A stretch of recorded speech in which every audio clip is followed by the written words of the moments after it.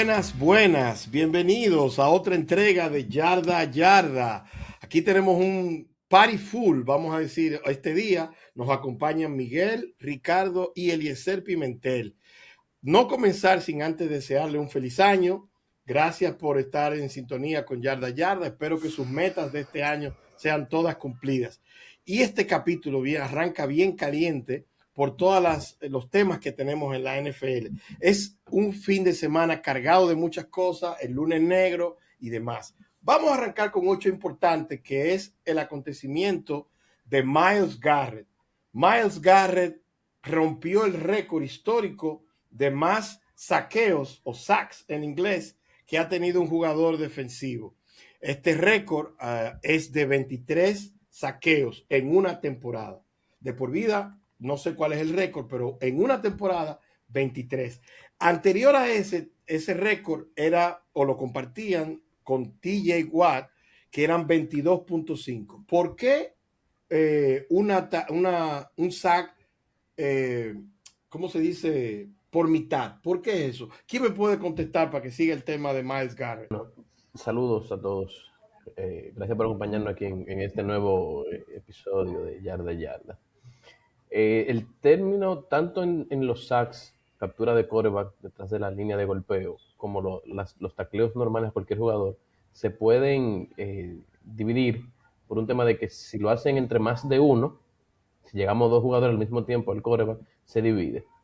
Entonces tiene, en vez de ser un sack, una captura para cada uno, es ok, media y media. Entonces así mismo se van Exacto. sumando, porque en la línea de golpeo, sabemos tenemos 5 linieros ofensivos, 3 o 4 linieros defensivos que van a intentar llegar donde el coreback. Y dependiendo entonces de quiénes lleguen, cuándo lleguen o cómo lleguen, entonces ahí puede ser un sack completo o medio sack, O si es medio más de sack. uno que lleguen. También, Ricardo, si hay una presión.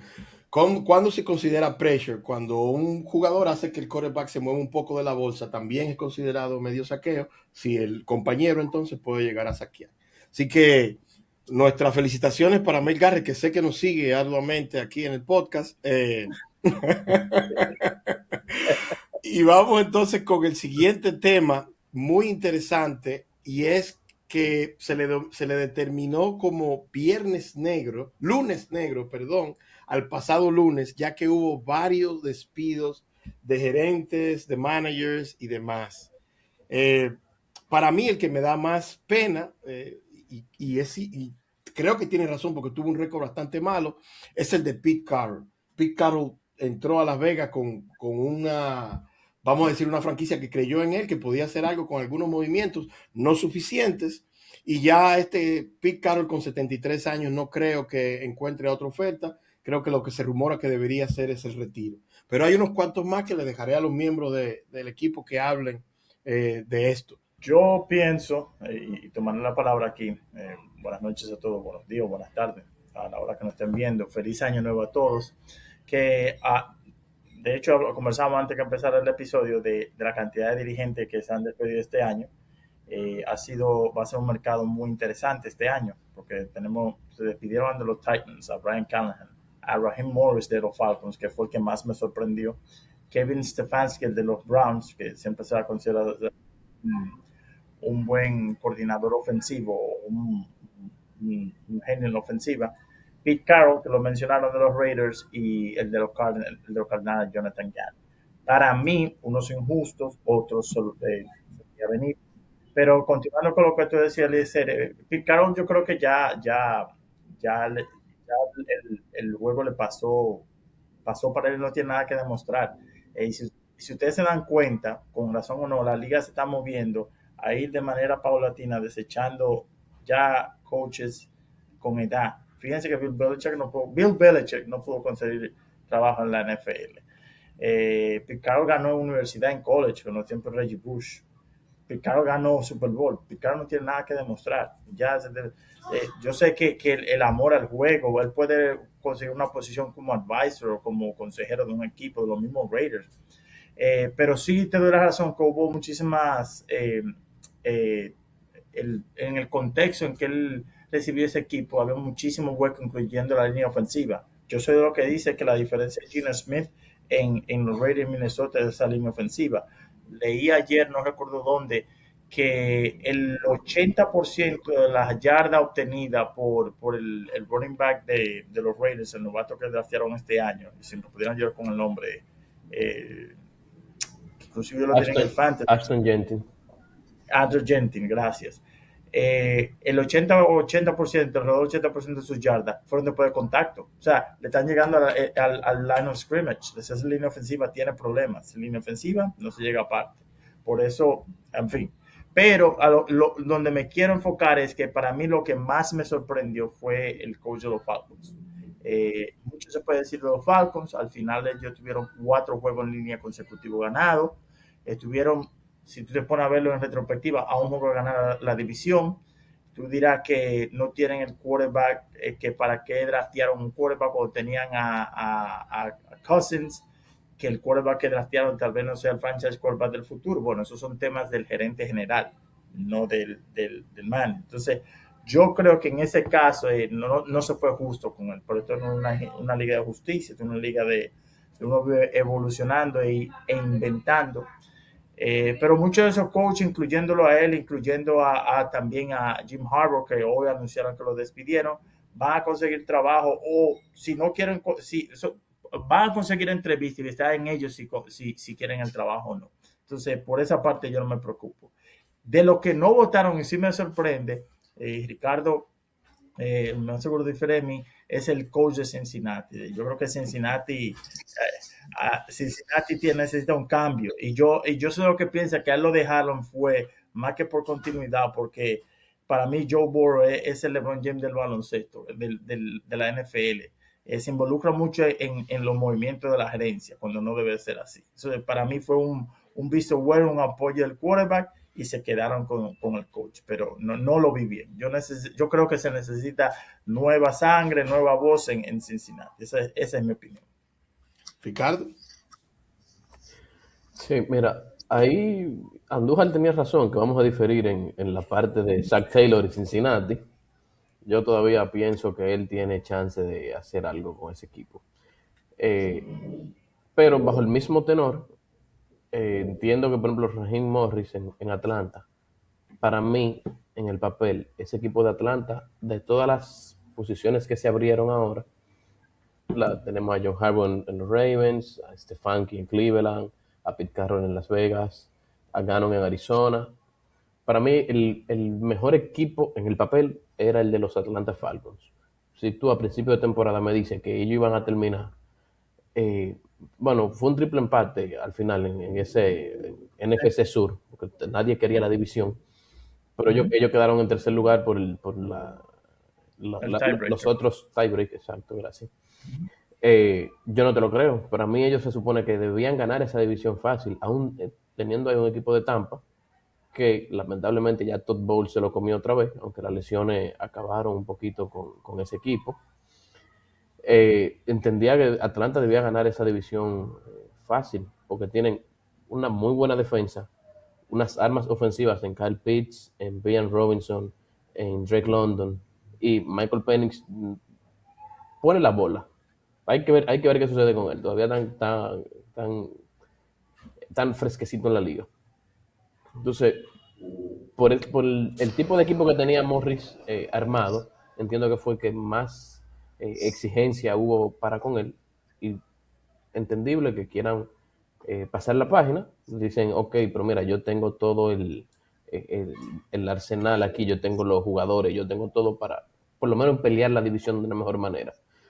Y sí, estoy de acuerdo también que Atlanta se llevó a su gerente general, porque hay errores, hay fallos, hay movimientos que son culpa de él, más que del propio entrenador, como dijo Miguel. Bueno, de uno que no hemos mencionado, Eliezer, antes de que tú hagas el comentario, es Kevin Stefanski, el coordinador de los Browns, que tiene mucha experiencia, es muy bueno, aunque no es un entrenador ganador, digamos. Se ve en el panorama o se rumora que los Giants podían estar interesados en él igual que en igual que en Harbaugh, el entrenador de los Ravens, que también está disponible. Hay equipos que quieren, y es mi comentario personal desde mi punto de vista, la NFL es una liga muy competitiva, no da espacio al crecimiento, pero los equipos que han invertido o esperado con paciencia en el crecimiento han tenido sus frutos.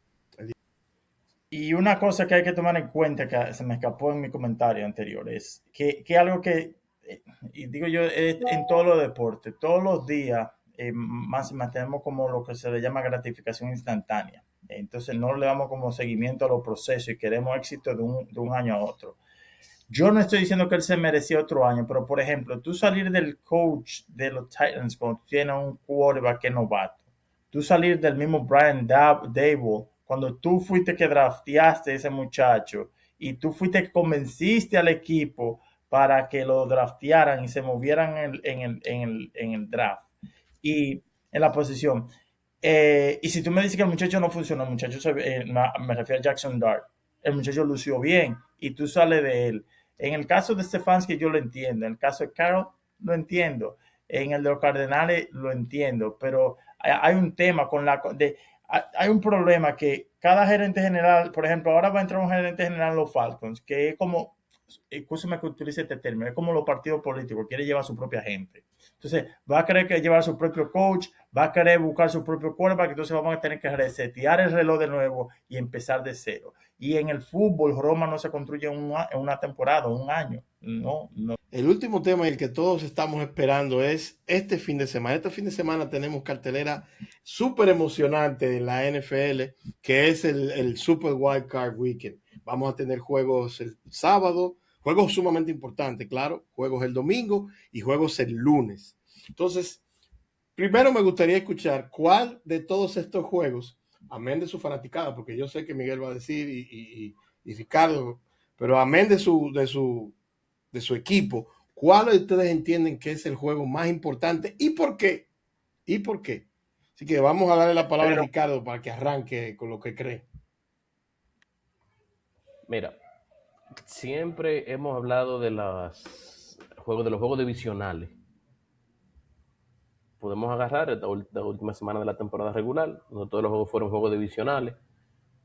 Los Giants de Miguel le ganaron a mis Cowboys, primera vez que lo hacen desde el 2017. Entonces, bueno, no sabemos, estaban jugando bien aún con los titulares ahí, porque Dak estaba tieso, pero en fin, los juegos divisionales, y Washington le ganó a Filadelfia, o sea, Washington, de por Dios. Entonces, y Filadelfia jugó el juego entero porque necesitaba, bueno, no, al final se sentaron porque Chicago... Se sentaron también, charlatanería. Entonces, ¿verdad? Pero los juegos divisionales siempre traen su sazón aparte. Entonces, sí, tenemos un Bears Packers que se juega en Soldier Field. Ey, sí. Ese para porque mí los Bears es el mejor juego. Ese, o sea, yo estoy de acuerdo. No solamente por la división, Ricardo, perdón, no solamente por la división.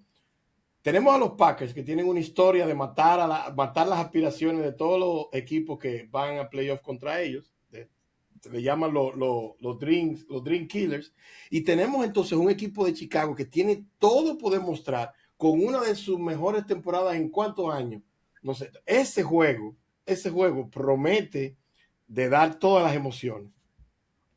Chicago es primera vez que se mete a playoff desde el 2020, si mal no recuerdo, y la división no la ganaban desde el 17 o el 18. Entonces, tú tienes ese. Tú tienes también un rematch, vamos a decir, de 2 de los últimos 3 juegos de campeonato de la NFC, entre los Eagles y los San Francisco 49ers. Que tú dirás, los Eagles son los campeones, son los favoritos, están mejor, más saludables. Pero históricamente, ¿verdad? Jugar contra San Francisco en playoff es algo que hay que vivirlo. Yo lo digo como fanático de los Cowboys, que me han eliminado las últimas veces. Ellos son los que me han fuñido la vida, aún sin nada que se estuvieran jugando. Y tengo entonces el Steelers Texans. El Steelers, ¿verdad? Que ganaron su división como la ganaron, el tema que ustedes quieran contra los Ravens y demás. Pero se van a enfrentar a la segunda mejor defensa de la liga en Houston. en Houston, porque Houston fue No, perdón, corrección, perdón, en- sí, en Pittsburgh, porque Houston entró como wild card, que la división se la llevó Jackson. Entonces vamos a ver qué sucede ahí. Esas son los tres juegos a seguir. Uno para cada día. Sábado, domingo y lunes. ay, Dios mío. Miguel, Sí, dale tú, el mejor. ¿cuál te gusta de esta cartelera, de esta semana o de este fin de semana importante que tenemos? ¿A quién? A mí. Yo no, le estaba preguntando a otro Miguel, pero no apareció. Entonces, tú. No, que no escuché con la gente de Miguel. Mira, yo coincido en la gran mayoría de los juegos que mencionó Ricardo. El único, no es que no sea interesante, pero yo me optaría, en vez de San Francisco y los Eagles, yo optaría por los Jaguars y eh, la gente, tal vez porque vivo en la Florida y veo muchos juegos aunque no quiera, obligado, muchos juegos de los Jacksonville. Yo sé que hay un tema de inconsistencia con Jacksonville, pero la gente lo tiene muy subestimado ese equipo. Sé que es inconsistente, pero va a jugar en su casa y últimamente ha jugado bien. Buffalo tiene un problema serio, serio, serio defendiendo el running game. Y Jacksonville tiene buen running game con dos backs. Uno que el típico combo de un running back que es más ágil que el otro y el otro más un power back. Con ETN y con Blue, el segundo running back. Ese es el otro que yo le voy a prestar mucha atención. Y también porque tiene su colita, porque el reloj le está marchando a Josh Allen. Hay gente que no, a mí me encanta Josh Allen, pero lamentablemente se les están acabando las excusas. Y si se lo voy a poner de esta manera, si Buffalo gana ese juego y ese juego lo gana Buffalo cerrado, hay un tema con Josh Allen para la semana que viene. Ese tipo de presión tiene Josh Allen esta semana. O sea, Bueno, si Jacksonville pierde el juego y vamos a decir ganan el juego 27-24, dice, señores, el tema va a ser no que Buffalo ganó, sino que es Buffalo el contendor para el Super Bowl, porque en mi opinión, y no me quiero salir del tema, Buffalo mínimo tiene que llegar al Super Bowl este año. Si no, hay problema. pero estamos hablando que Buffalo, ¿cuáles son los juegos que tendría que ganar Buffalo? Tenía que ganarle a Jacksonville, que ya tú dijiste lo que es Jacksonville. Tuviera que ganarlo, muy posiblemente tuviera que ganarlo a los Patriots, que el récord de los Patriots habla por sí solo. Asumiendo que los Pechos le ganan a los Chargers, porque no vamos a subestimar a los Chargers tampoco. Bueno, yo creo que estoy viendo de otro Pero punto de vista. vamos a asumir que, ok, perfecto, tienen que ir a Buffalo, tienen que ir a New England, vamos a asumir que ganen y van a Foxboro. Difícil, los dos son un equipo que están diseñados para jugar en el frío. Sí. Y luego le tocaría, tú dirías que Denver, si te preguntamos. Claro, tú claro, que claro. Es que eso es la proyección. Esa es. Ese otro tema, no subestimen esa defensa de Houston, que es la segunda defensa, como Ricardo, pero para mí es la defensa más explosiva que hay en la liga. Claro. Yo vi a Houston ver a Lamar, a Lamar, a Josh Allen, y no me recuerdo quién fue más, como un quarterback de segunda categoría. Esa defensa no te da respiro. Voy a decir algo. Will Anderson Jr. se llama eso. Voy a decir algo. Voy a decir algo que dije fuera del aire antes de empezar a grabar. Y es que lo peculiar que tiene este año son que los equipos que son favoritos y los que no son favoritos, los underdogs, gozan de muy buenas defensas. Tenemos a los Texans, que es la defensa élite, ¿verdad? Está ahí contendiendo, la gente no lo ve, pero creo que, y está demostrado con los años que los equipos que ganan los Super Bowl son por lo regular los que tienen buena defensa o la mejor defensa, más que las mejores ofensivas. Tenemos a Denver, mis Broncos, que también tienen una defensa que no quizá no sea la top 3, pero está en el top 5. Y entonces tenemos también la defensa de los Rams. ¿Ok? Te voy a interrumpir un ching ahí, porque Denver te presenta las dos caras de la moneda. En el Super Bowl 50, hace 10 años, en el mismo estadio, donde se va a jugar el Super Bowl este año, en el Levi Stadium, está recién inaugurado, ellos ganaron el Super Bowl, y Peyton Manning se retiró. Por ahí lo que brilló fue la defensa contra los Panthers de Cam Newton. Von Miller se lo comió vivo. que Jugador le más coge miedo valioso fue Von Miller. A tirarse a la bola. Entonces, entonces, los mismos Broncos, 3 años antes, en el 2013, perdieron de Seattle, siendo los Broncos la mejor ofensiva. O sea, en ese Super Bowl, Pero Denver Seattle pudo hacer tenía la mejor 8 defensa. puntos. La defensa Tú, en tú, aquel momento sí, de League of Carlos, Boom. tú dices perdieron, entonces siendo muy conservador, lo aniquilaron. Yo me acuerdo de ese juego, eso fue una masacre. Ese juego, ese fue como el juego de los Eagles contra Kansas City, El el Super Super Bowl Bowl pasado. pasado. Sí, Wow. algo así. Oye, entonces, ahí mismo, ¿verdad? Brilló por lo bueno y por lo malo, los Broncos de Biesel. Sí, sí. Entonces, No, vamos no, a porque ver te voy a decir, hubo un este proceso año de que está más transición. balanceado, a ver qué pasa. Hubo un proceso de transición. Ya los Broncos, y soy fanático, pero también creo que tienen un buen equipo para contender. Ahora bien, yo le estoy diciendo, todos los equipos ahora mismo están muy buenos. Yo veo, no se sabe dónde está el dinero este año en la NFL, desde mi punto de vista, conservadoramente. Yo le voy a hacer una pregunta a los tres. Fuera de los Steelers y Chicago, ¿hay algún equipo bueno, a ver, los Steelers, Chicago y los Panthers, ¿hay algún equipo que a usted le sorprende si ganan el Super Bowl? Dándote la razón, Javier. Los Chargers. Oh, Los sí. Pero Panthers, hago la pregunta porque te da una idea de que tú no sabes dónde está el dinero. exacto. Está muy balanceado. Entonces, Es que imagínate, Los Panthers están ahí, lo que eso es apuestan, santísimo. se le cayeron toda la quiniela antes de comenzar la temporada. O sea, ya, cuando tú ves que Kansas City está afuera, Detroit está afuera, Washington está afuera, o sea, Baltimore está fuera. tú te quedas que la mitad, bueno, Buffalo está ahí todavía, pero la mitad de los equipos que llegaron a los juegos de campeonato el año pasado están fuera. Entonces tú te Señores, quedas como y que, perdón ok, que estoy metiendo un tema que a lo mejor se nos fue, pero no hablamos del coach Campbell. Yo sé, y mira, eso es un equipo en reconstrucción que básicamente se ha construido, pero ¿hasta cuándo deberíamos darle chance a coach? Soy fanático de Detroit Lions, pero estos últimos 3 años los Lions no han podido llegar a su también potencial. Se fanático de espera los mucho Lions. más de los Lions. No, lo tuyo es una vaina increíble. A mí me gusta, a A mí mí me me gustan gusta. esas No, sí, jugadas de engaño. él lo tiene Y blindado, entonces, los tiene blindados. entonces ahí volvemos, señores, sin salirnos del tema, pero ahí volvemos a lo que yo decía ahorita, que no hay continuidad y estos dueños de equipos se desesperan. Campbell era coach de los Dolphins y lo dejaron ir interino. Y cuando lo pusieron como interino, se vio la mejoría y lo dejaron ir. Flores era coach de los Dolphins y lo dejaron ir. Entonces, no hay continuidad. Lo que Es un pasa, tema. lo que Sin pasa faltarle es, el lo que pasa es que ahí respeto tú a tienes que Shanahan, ver ¿verdad? Y el trabajo a que está dónde haciendo tú con los vas y Dolphins. qué tú quieres hacer. Por ejemplo, con el tema de Campbell en Detroit, los últimos 3 años está bien, Detroit ha venido subiendo, ha metido en playoff. O sea, el año pasado ellos eran los que estaban supuestos a llegar al Super Bowl. Pasa que lo agarraron uno Commander que Jaden Daniel agarró la liga por sorpresa, perfecto. No hay problema.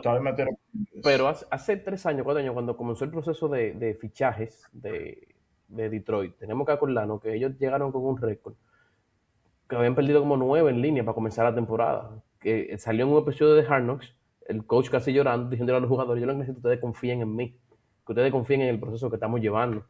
Entonces después de ahí, ok, los Tigres como que vamos a ver qué es lo que sucede, trabajaron y Detroit se convirtió en toda una potencia. Ojo, hay que tener también en cuenta que en la NFL es muy importante el papel que juegan los coordinadores, tanto ofensivos como defensivos. Y Detroit tenía muy buenos coordinadores en los últimos años. Aaron Glenn, que se fue a los Jets, jugó en los Jets y él cree que va a arreglar ese equipo, perfecto, allá él. Y Ben Johnson, que agarró a los Bears y hizo un tremendo trabajo. O sea, Y mira dónde los están los Bears, Bears. el único equipo que le pudo ganar a los Bears y hacerlo ver feo fueron los Lions en los dos juegos, irónicamente. Y ahí tú podemos decir que Campbell sabe lo que le gusta hacer a Ben. Dice, ok, yo te voy a neutralizar con esto y ya ahí viene un juego de ajedrez. Pero el tema de los coordinadores es muy importante. Entonces ahora coordinadores nuevos, tanto en defensa como en ofensiva, para los Lions, hizo que dieran un pasito atrás en su planificación, en su forma de juego, y aún así jugaron muy bien. Lo que pasa es que este año, a diferencia del año pasado, los juegos cerrados no se le dieron a ellos, se le dieron al rival. Y, el, y, el- y ahora que tú mencionas coordinador ofensivo, el coordinador ofensivo de los Lions se lo llevaron ahora. Ahora, final de temporada, ¿Cuál era ya tú ese? sabes. Eso hace 2 horas lo anunciaron. Señora, pero un paréntesis con lo de Josh Allen. Yo soy lo que quiero ver a Josh Allen ganando un Super Bowl. O sea, yo no lo digo por hating, como dicen, o porque no quiero saber, no. Yo quiero que él gane un Super Bowl. De la misma manera quiero ver a Burrow ganando un Super Bowl. Después de los Giants, obvio. Pero el, este año que empezó la temporada, se estaba hablando que los Bills, el schedule de ellos, el calendario de ellos, se estaba hablando cuando empezó la temporada que fácil ellos terminaban 17-0. Obvio, nadie estaba contando con que los Patriots iban a ser tan buenos este año y ni siquiera ganar. Si tú me dices a mí cuando termine la temporada, no, que los Patriots se van a ganar la división y que Bills van a entrar con el World Cup, yo no, pero usted tiene que, le voy a decir, empieza a ver fútbol que usted no sabe de esto. Y miren dónde estamos. Entonces, si los Bills no llegan al Super Bowl, va a haber un tema. Van a tener que sacrificar a alguien, sea el coach, offensive coordinator, cambio, alguien se sacrifica. Así. Otro offensive coordinator, porque Josh Allen ha tenido 3 ya. Chan, chan, chan. Pero no es que yo no estoy diciendo que ese debe ser, yo no estoy ni siquiera diciendo que es justo, no es justo, es el aura que se ha creado en poner toda la responsabilidad en una persona. Entonces tú no vas a salir de Josh Allen, tú vas a tener que por un asunto, aunque suene feo, de relaciones públicas, salir de alguien. Lo de Burrow es lo de Jim Harbaugh más o menos lo mismo. De Harbaugh había que buscar un chivo expiatorio y salieron de él, no han salido de la mar.